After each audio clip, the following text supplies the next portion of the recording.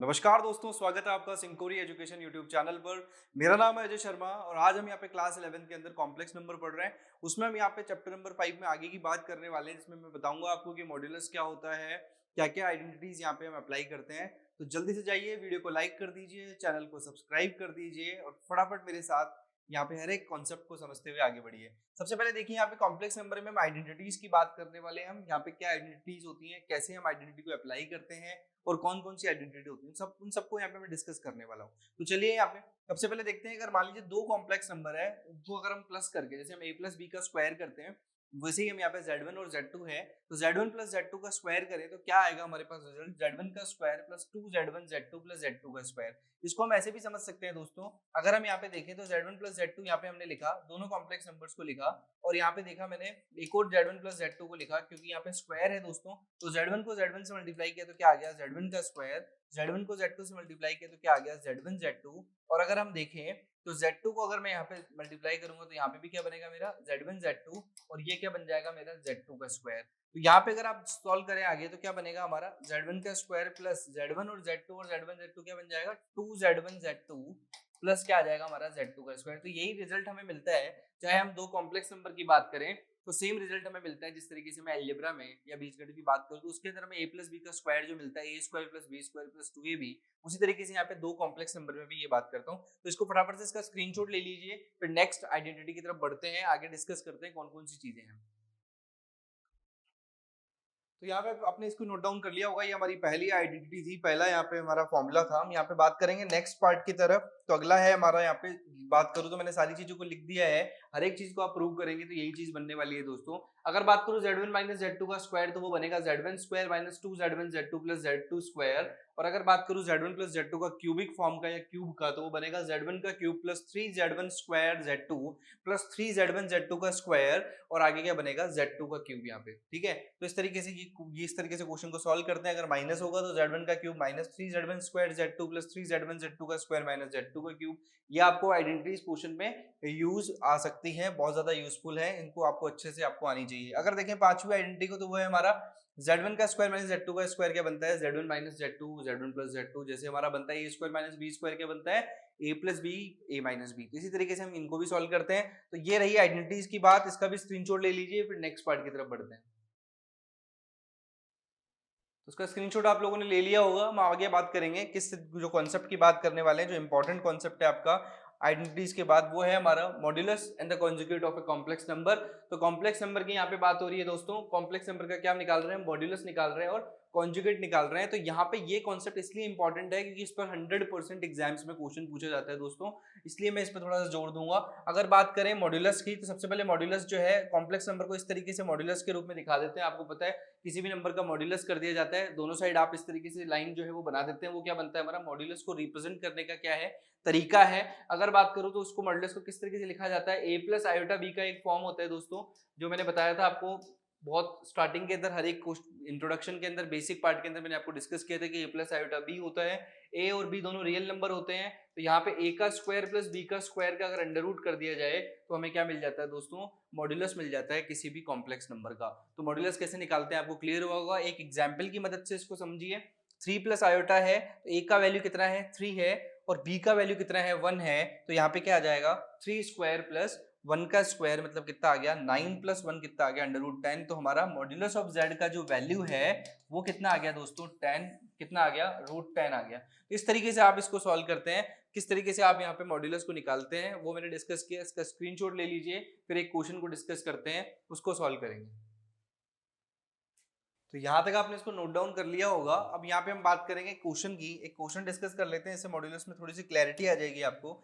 एक क्वेश्चन है यहाँ पे 2 माइनस 5 आयोटा। अब इसके अंदर आप बताइए ए का वैल्यू क्या है, ए का वैल्यू हमारे पास है 2 और बी का वैल्यू क्या है हमारे पास माइनस का 5। तो अगर मॉड्यूलस ऑफ जेड हमें निकालना होगा तो हमारा क्या फॉर्मूला है, अंडर रूट ए का स्क्वायर प्लस बी का स्क्वायर क्या बन जाएगा हमारा, मॉड्यूलस ऑफ जेड बन जाएगा। तो ए कौन है यहाँ पे, 2 का स्क्वायर प्लस माइनस 5 का स्क्वायर यहाँ पे, और उसका क्या हो जाएगा दोस्तों, अंडर रूट हो जाएगा। तो इस तरीके से हम इसको सॉल्व करते हैं। तो अब देखिए 2 का स्क्वायर कितना हो गया, यहाँ पे 2 का स्क्वायर हो गया, यहाँ पे साथ के साथ सॉल्व करते जाइए, प्लस यहाँ पे माइनस 5 का स्क्वायर कितना हो गया, 25। तो क्या आंसर आ गया दोस्तों मेरा, अंडर रूट 29। तो मॉड्यूलस ऑफ जेड का वैल्यू क्या आ गया मेरा यहाँ पे, √29 आ गया। इस तरीके से हम यहाँ पे मॉड्यूलस निकालते हैं किसी भी कॉम्प्लेक्स नंबर का। इसका भी स्क्रीनशॉट ले लीजिए। नेक्स्ट पार्ट की तरफ बढ़ते हैं। अब यहाँ पे मॉड्यूलस वाला कॉन्सेप्ट आपको क्लियर हो गया होगा। अब सबसे इंपॉर्टेंट कॉन्सेप्ट की बात करेंगे, कॉन्जुगेट की बात करेंगे। उसके बाद हम यहाँ पे डिस्कस करने वाले कि किस तरीके से कॉन्जुगेट को सॉल्व किया जाता है, कैसे कॉम्प्लेक्स नंबर के अंदर उसको अप्लाई किया जाता है, किस तरीके से डिनोट किया जाता है, वो सारी चीजें यहाँ पे डिस्कस करेंगे। तो यहाँ पे देखिए कि कॉन्जुगेट जो होता है हमारा कॉम्प्लेक्स नंबर में, उसको डिनोट कैसे किया जाता है। जेड के ऊपर आपको एक बार लगाना होता है, जेड बार से डिनोट किया जाता है, वो हमारा क्या होता है, कॉन्जुगेट होता है। अगर मान लीजिए मैं एक एग्जाम्पल लूँ इस कॉन्सेप्ट को समझने के लिए, तो ए प्लस आयोटा बी अगर आपको एक जेड दिया हुआ है, कॉम्प्लेक्स नंबर दिया हुआ है, तो यहाँ पे उसका अगर आपको कॉन्जुगेट निकालना है या जेड बार निकालना है, तो क्या हो जाएगा, सीधा सीधा साइन चेंज हो जाएगा दोस्तों। ए प्लस आयोटा बी क्या बन जाएगा, ए माइनस आयोटा बी बन जाएगा। इसी बात को हम क्या बोल देते हैं दोस्तों, इसी बात को हम यहाँ पे कह देते हैं क्या, कॉन्जुगेट कह देते हैं या जेड बार बोल देते हैं। तो यहाँ पे आपको कॉन्सेप्ट समझ में आ गया होगा, किस फॉर्म से किस फॉर्म में चेंज हुआ, ये इसका बेसिक डेफिनेशन है।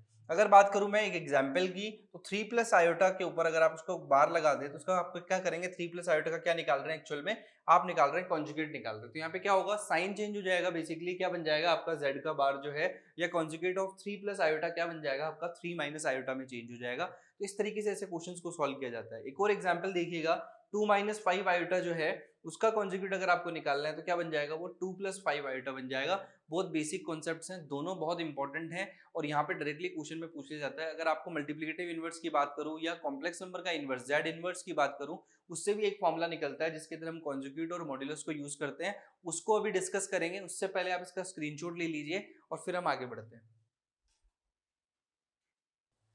यहाँ पे आपने इसका स्क्रीनशॉट ले लिया होगा, दोनों कॉन्सेप्ट आपको समझ आ गए होंगे, चाहे मॉड्यूलस हो चाहे कॉन्जुगेट हो, कैसे हम डिनोट करते हैं, किस तरीके से यहाँ पे मॉड्यूलस ऑफ जेड को लिखा जाता है, किस तरीके से यहाँ पे कॉन्जुगेट को लिखा जाता है, जेड बार से लिखा जाता है। तो इस हर एक चीज आपको क्लियर हो गई होगी। अब हम यहाँ पे बात करेंगे नेक्स्ट पार्ट की, जिसके अंदर एक फॉर्मूला सबसे इंपॉर्टेंट है, जो कि हर बार पूछा जाता है, कॉम्पिटेटिव एग्जाम्स में भी पूछ लिया जाता है। आपको ये बात पता होनी चाहिए कि किस तरीके से ऐसे फॉर्मूले को यूज किया जाता है और ये आया कहाँ से, वो सारी चीजें हम डिस्कस करेंगे। जैसा कि मल्टीप्लिकेशन अलजेब्रा में मैंने बताया था आपको कि इनवर्स को कैसे निकाला जाता है, मल्टीप्लिकेटिव इनवर्स को कैसे निकाला जाता है।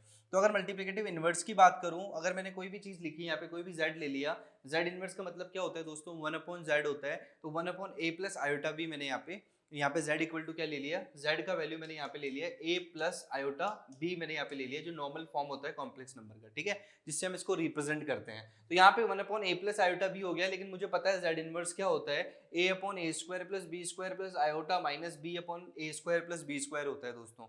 अगर a square plus b square और a square plus b square को मैं यहाँ पे एलसीएम ले लूँ, तो ऊपर क्या बनेगा दोस्तों, a प्लस माइनस प्लस क्या हो जाएगा, माइनस हो जाएगा, तो ऊपर क्या बन जाएगा, a माइनस आयोटा b बन जाएगा। इसका मतलब क्या हो गया दोस्तों, a प्लस आयोटा b से हमें क्या मिल गया, a माइनस आयोटा b मिल गया। तो यही हमारा क्या है दोस्तों, z बार है या नहीं है, बिल्कुल है z बार। यहाँ पे मैं बोल सकता हूँ यही हमारा क्या हो गया, कॉन्जुगेट हो गया। तो इसलिए इस तरीके से हम इसको सॉल्व करते हैं। और नीचे वाला पार्ट क्या है हमारा, a square plus b square है, और आपको पता है दोस्तों मॉड्यूलस ऑफ z जो होता है वो किसके इक्वल होता है, under root a square plus b square के इक्वल होता है। तो अगर ये अंडर रूट हट जाएगा तो क्या आ जाएगा दोस्तों, यहाँ पे सिंपली यहाँ पे क्या मिल जाएगा आपको, यहाँ पे आपको देखिए modulus of z under root a square plus b square के इक्वल होता है।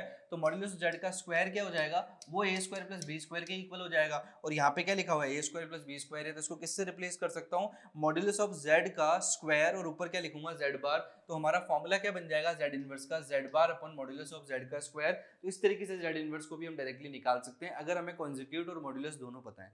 तो आप ये बेसिक और बहुत अच्छा मतलब फॉर्मूला जो है इसको कह सकते हैं, इसे डायरेक्टली क्वेश्चन में हम अप्लाई करेंगे, जिससे हमारा सीधा इनवर्स निकल जाएगा। हमें इतना बड़ा फॉर्मूला अप्लाई करने की जरूरत नहीं पड़ेगी, मल्टीप्लिकेटिव इनवर्स निकालने की जरूरत नहीं पड़ेगी। अगर आपको डायरेक्टली इनवर्स पूछ लिया जाए तो आप इस तरीके से इसको अप्लाई करके और डायरेक्टली निकाल सकते हैं। सीधा मॉड्यूलस ऑफ जेड का स्क्वायर रखेंगे, सीधा यहाँ पे जेड बार लिखेंगे। हम नेक्स्ट क्लास में इस पे बेसिक क्वेश्चन करेंगे, तब बताऊंगा इस फॉर्मूले का इंपॉर्टेंस क्या है। अभी आप इसका एक बार फटाफट से स्क्रीनशॉट ले लीजिए, फिर यहाँ पे आगे बढ़ते हैं।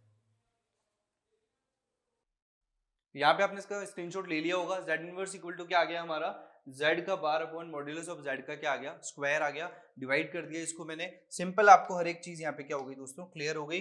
अब यहाँ पे कुछ आइडेंटिटीज हैं, उनको डिस्कस कर लेते हैं।